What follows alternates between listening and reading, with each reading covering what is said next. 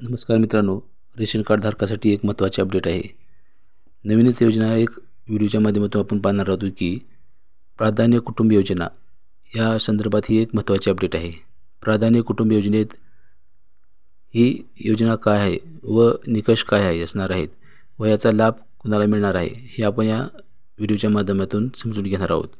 चॅनलवर नवीन आला असाल तर चॅनलला जरूर सबस्क्राइब करा व बेल आयकॉन नोटिफिकेशन ऑल करा। नवीन माहितीपूर्ण व्हिडिओ तुम्हाला सर्वप्रथम मिळून जातील। चला तर मी व्हिडिओला सुरुवात करूया। राष्ट्रीय अन्न सुरक्षा अधिनियम 2013 प्राधान्य कुटुंब योजनेचे पात्र लाभार्थ्यासाठी निश्चित केलेल्या निकषामध्ये बदल करण्याची बाब तपासणी करता समिती स्थापन करण्याकरता अन्न नागरी पुरवठा व ग्राहक संरक्षण विभागाअंतर्गत दिनांक 29 एप्रिल 2024 रोजी हा GR काढण्यात आलेला आहे। यामध्ये आपण सविस्तर माहिती पाहणार आहोत की प्राधान्य कुटुंब योजनेचे पात्र लाभार्थ्यासाठी निश्चित केलेल्या निकषाचे काय बदल करण्यात आलेले आहे हे आपण पाहणार आहोत।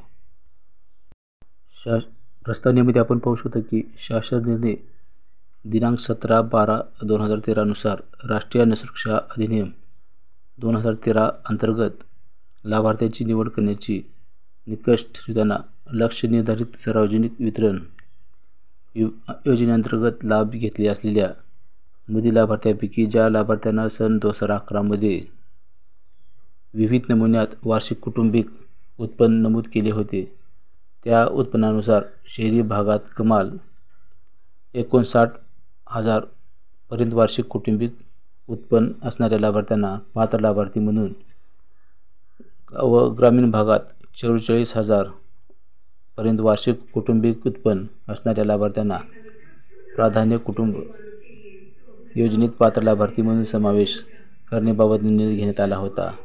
सदर लाभार्थ्यासाठी निश्चित केलेल्या निकषामध्ये बदल करून सुधारित निकष निश्चित करण्याची बाब तपासणी करता समिती स्थापन करण्याची ही शासनाच्या विचाराधीन होती।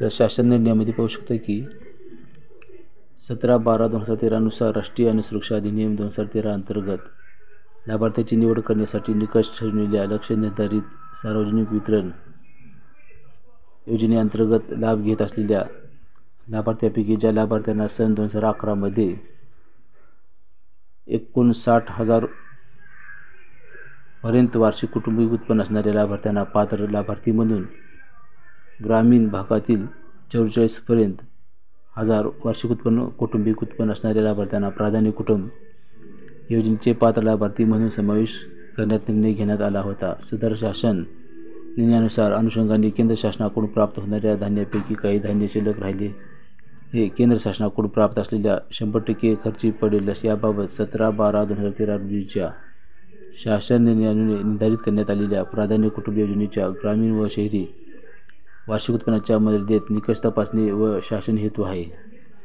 त्या लाभ अनुषंगाने इतरच राज्यातील प्राधान्य योजनेचे निकष तसेच व सामाजिक निकष याबाबत परिपूर्ण अभ्यास करून प्राधान्य कुटुंब योजनेच्या ग्रामीण व शहरी लाभार्थ्यासाठी सुधारित निकष निश्चित करण्याची बाब तपासणी करता समिती स्थापन करण्यात येत आहे। ही समिती खालीलप्रमाणे असणार आहे। या समितीमध्ये कोण अध्यक्ष सदस्य व सचिव कोण असणार आहेत हे खाली दिले आहे। तर त्यामध्ये 1 नंबर आहे नियंत्रक शिधा वाटप व संचालक नागरी पुरवठा मुंबई अध्यक्ष असणार आहेत व उपसचिव ग्राम विकास विभाग मंत्रालय मुंबई सदस्य असणार आहेत। उपसचिव नगर विकास विभाग मंत्रालय मुंबई सदस्य असणार आहेत। उपसचिव अन्न नागरी पुरवठा विभाग मंत्रालय मुंबई सदस्य असणार आहेत आणि उपायुक्त पुरवठा विभागीय आयुक्त कार्यालय अमरावती सदस्य सचिव असणार आहेत। समितीची कार्यकक्षा पुढीलप्रमाणे असणार आहे। इतर राज्यातील प्राधान्य योजनेचे निकष व तसेच सामाजिक निकष याबाबत परिपूर्ण अभ्यास करावा। त्या अनुषंगाने प्राधान्य कुटुंब योजनेच्या ग्रामीण व शहरी लाभार्थ्यासाठी योजनेच्या निकषामध्ये काय बदल करणे उचित राहील याबाबत उपाययोजना सुचवून सुधारित निकष निश्चित करावे। या समितीच्या बैठका नियमित घेण्यात याव्या व प्राधान्य कुटुंब योजनेच्या ग्रामीण व शहरी लाभार्थ्याची सुधारित निकष निश्चित करावे ही बाब तपासणीकरता त्याबाबतचा अहवाल शासनाला 2 महिन्यात सादर करावा. अशा प्रकारे हे प्राधान्य कुटुंब योजनेची माहिती